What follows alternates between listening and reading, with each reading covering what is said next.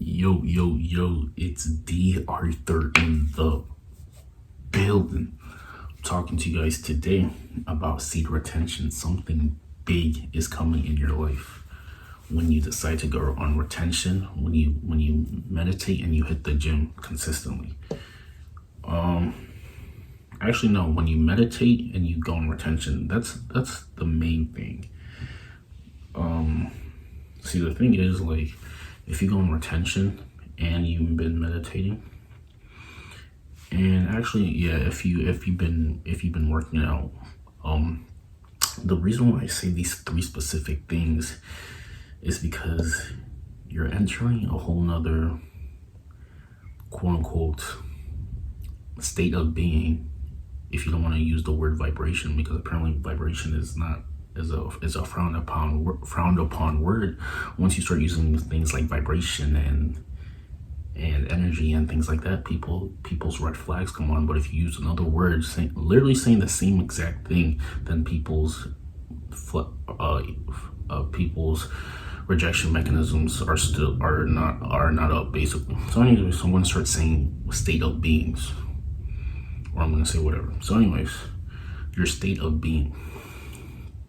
Basically, you have to feel very, very good about yourself. And when I say feel very, very good, I don't mean just like, oh, I'm feeling okay. I mean you're feeling very enthusiastic. See, once you start feeling very enthusiastic, your thoughts will start changing. You'll start remembering things that made you feel good. You start entertaining positive thoughts. And then once you start entertaining more of these positive thoughts, your state of being, quote unquote, your vibration is going to be high. You're going to have a high state of being. And once you have a high state of being, you're just staying in that high state of being where you're very enthusiastic and happy and joyful and all those things, and you're staying in that feeling, then the world is yours, because finally something big is coming in your life. Maybe it's something deep in your subconscious that you always wanted. Maybe you want to manifest a position, manifest a partner, manifest something that speaks to your soul, manifest a car, something that you've always wanted, something that you've grown in your subconscious. Once you start, like I said, living the state of joyful and bliss, that certain something is going to be manifest in your life at an eventually time period, in divine timing, at the perfect timing. This is why when you can think of retention as you're just carrying momentum for the thing that you ultimately want. Maybe you're on retention and you want to find a wife, you want to find a long-term partner. So you're cutting out all the bad habits and you're just improving yourself daily. Because by the law of cause and effect, and by the law of what you're seeking is seeking you, you're eventually gonna get it. So set your intention.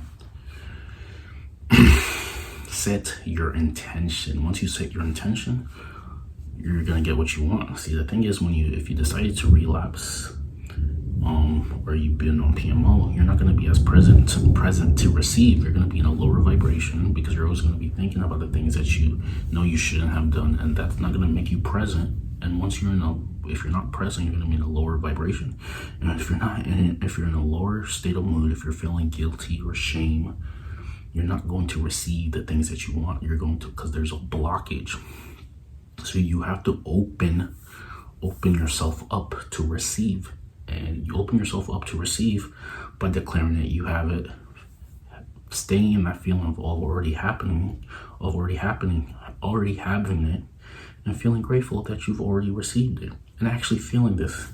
These aren't just buzzwords. These are, you know what I'm saying? These are instructions to get to what you seek after. So yeah, something big is coming for your life. See, the thing is, the reason why we do retain is because we're building up momentum to finally get the things that we want. Once you, like I said, if you relapse consistently, you just don't have enough as much energy to really receive. So semen retention is probably the best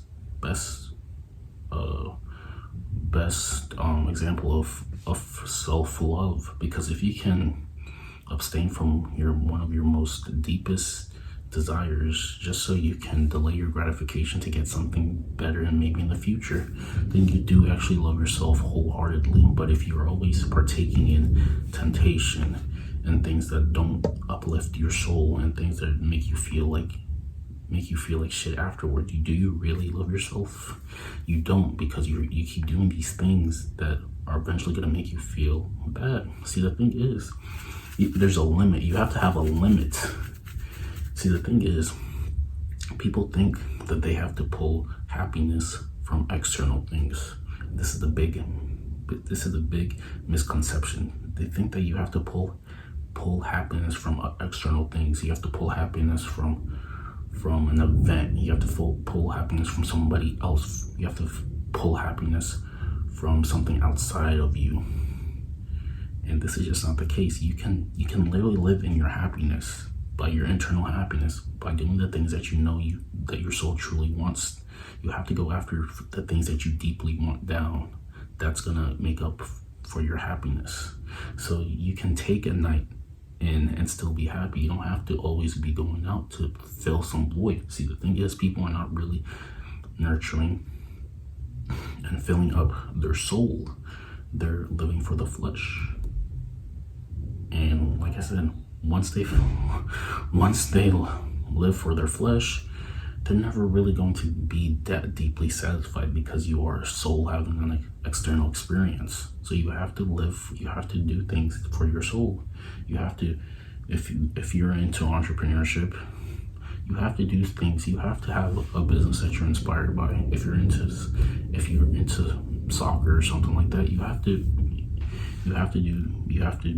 be surrounded by that. You just have to do things that your soul knows that you like to really be deeply fulfilled. But if you're not really doing that, then you're living a lie of your life, and you're always going to be in a shitty mood. And what is the point of living consistently in a shitty mood? Because we're all adults here. No one's going to come and tell you to put your frown upside down. No one's going to do that. You have to you have to stop feeling sorry for yourself. You literally have to stop feeling sorry for yourself, because nobody's going to come and is going to buy you something to make you feel better. You're an adult. You have to make yourself feel better on your own doing. You have to be obsessed with your life. You have to look out for yourself the best. Once you start looking out for yourself, then you can help other people. But if you're a grown adult and you're always in a shitty mood, you're acting like a child. Children do that. Children act in a shitty mood so they can try to get something from maybe their parents, so their parents can buy them something. But if you're an adult and you're doing that, then you really have to change, because no one's going to come and buy you something. You have to make the decisions yourself. You have to make the changes yourself, and you'll eventually feel better. Or you can play the victim and nobody can care, and you're just going to live a life that is mediocre. So the choice is up to you. Something big is coming for you when you decide to retain, because you're conjuring up and you're having a lot of momentum of getting the things that you deeply, truly want. And this is a difference.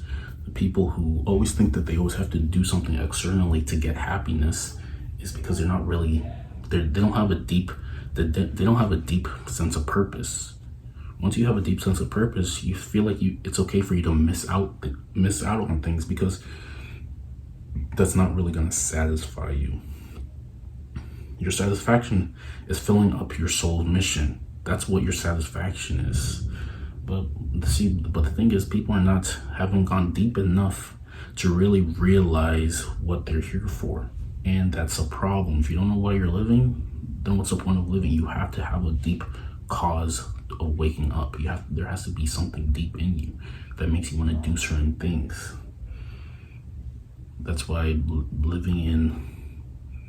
being in an anger vibration might actually help you, because the thing is, you feel like if you're emotionally intelligent, you realize that you're more productive when you're maybe in an angry mood. You use that anger to fuel yourself and eventually get what you want. But if you're never feeling dissatisfied, if you're always feeling life is okay, blah blah blah, you never have the fuel to really keep going. So yeah, something big is coming for you. Something deep is coming for you. Something the highest manifestations of miracles are coming for your life if you allow it. This is what your true. These are all the things that are already intended for you. You just have to allow it by living in the present and feeling good about yourself. And semen retention helps you make you feel good about yourself.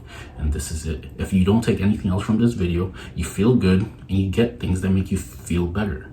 If you're in a shitty mood, you're not gonna get the better things because your vibration is a low vibration and you're giving off pessimistic energy. And if you get if you give off pessimistic energy, you're gonna get pessimistic attitudes from other people. And this is definitely the opposite of what you want. So yeah, I hope that video made sense. If you have any more questions, comment down below, subscribe below. We'll see you in the next one. Peace.